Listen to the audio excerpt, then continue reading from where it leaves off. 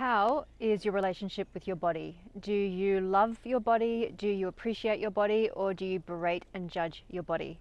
I've had a difficult and complex relationship with my body throughout my life, but I recently had this really incredible peak spiritual experience where I got to experience my body in a whole different way. If this is a topic that has perked your ears, then this is definitely the video for you. There is light at the end of the tunnel when it comes to our bodies and our relationship with our bodies.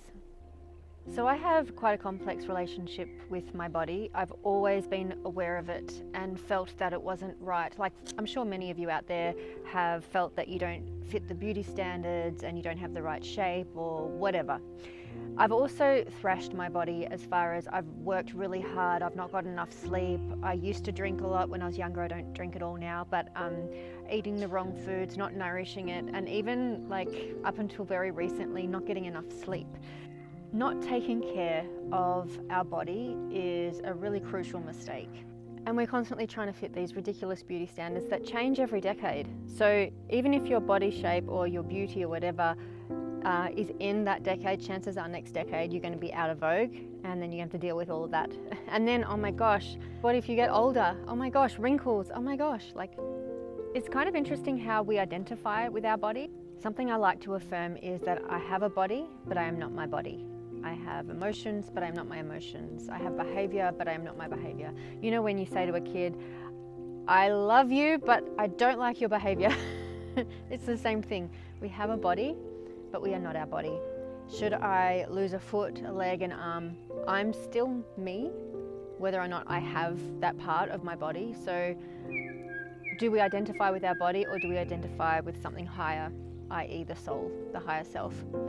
But what I really want to focus on today is this relationship with our body. Our body is a vehicle. It is the car that we're driving through our life. So we need to look after it. You know, all the scriptures, all the holy scriptures say our body is our temple. And it's true. It's on loan to us from the earth. Our body's made of the earth, and then when we die, we decompose and go back into the earth. Or we get cremated and thrown into the river. Yes, our body is on loan to us. And how we take care of it is how it's going to take care of us. Our body actually is working its guts out, literally, to help us to fulfill its duties, to take orders. We give it orders, and our body is really doing its best to follow it. Recently, I had this incredible bodywork session with this amazing healer, Marg, shout out to Marg. And throughout this process, she's so gifted. I had this experience where I was really just it was like my body was talking to me.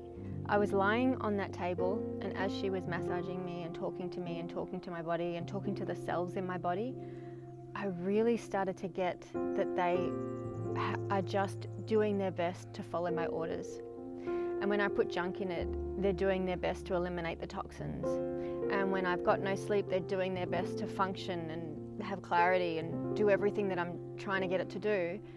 And then I come in and I'm like, my body's ugly, or it's too fat, or it's not the right shape. And it's just like being like, oh my God, we're doing our best, just be nice to me. I had this experience in this session where my one leg, I could just feel how much it loved me and supported me and was trying to just do its best. And then when Marg got to my hand, this is my working hand, I'm a podiatrist and I do a lot of massage myself, and you know, I use this arm a lot in a quite vigorous way. And she got to my hand, and I was like, oh my God, like this hand is just like being thrashed. And then how the leg is supporting my hand, like it's all interconnected, and like all my limbs and all my organs are all talking to each other to keep me in homeostasis and keep me going and trying to please me. You know, have you ever had a parent that you just try to please, or a teacher you've just tried to please and you just can't please them? That's what we're like with our body. Like our body is trying to please us and we're just like thrashing it. Well, I have been anyway.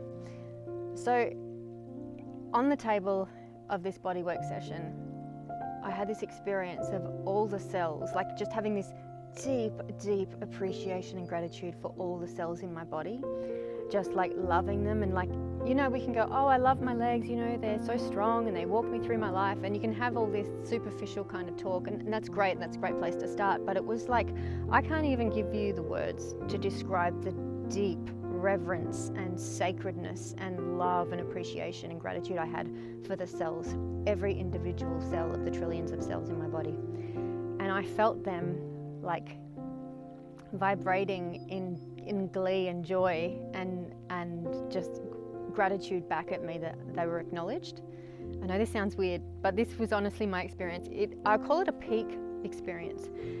And in life, we can, if you're on the spiritual path, you probably are if you're watching this, we have these peak experiences, whether in meditation or just this insight or download, whatever, and we're just like, oh my God, I'm never going to be the same again. This is amazing. What a revelation. And then we can forget, or we can, everything like the opposite of that just kind of washes over us, and we're like, oh, did I imagine that? Oh, that's not real. It is real. This is what the universe does. It gives you little carrots, little gems, little beautiful gems of insight so that you experience the knowing, and then everything that's not that comes up to be acknowledged and cleared and felt and released. And that is the way of healing. Like, if you want a clean house, you've got to clean out the house. You can't just go, oh, I'd love a clean house and expect it to be clean. You've got to get the scrubbing brush, and you know, you've got to get in there and clean it all out. And that's what it's like with healing. You're like, yeah, I want a clean body. I want to love my body. Then all the ways I don't love my body, and I haven't loved my body, and in all the, you know, all throughout time, I have to feel that, acknowledge that, and then love that into wholeness. There's no escaping that. There's no, like, you can't just go to a healer and have them bless you and heal you and have you be healed. This is what you've got to actually do yourself. You've got to do this work yourself. So I really, really, really encourage you to have a look at your relationship with your body and consider treating it as a sacred companion that you're going to be walking through life with. It will be walking you through your life.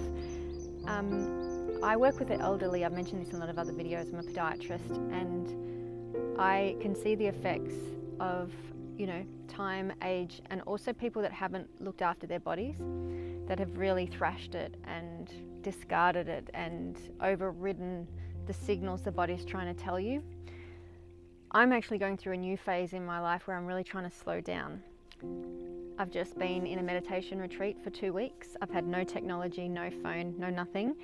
I woke up for 2 weeks without an alarm. I got 100% sleep score on my Whoop for 2 weeks. This has never happened, guys. Like, this is amazing. I felt so deeply rested and nurtured, like I'd been held in the womb for 2 weeks.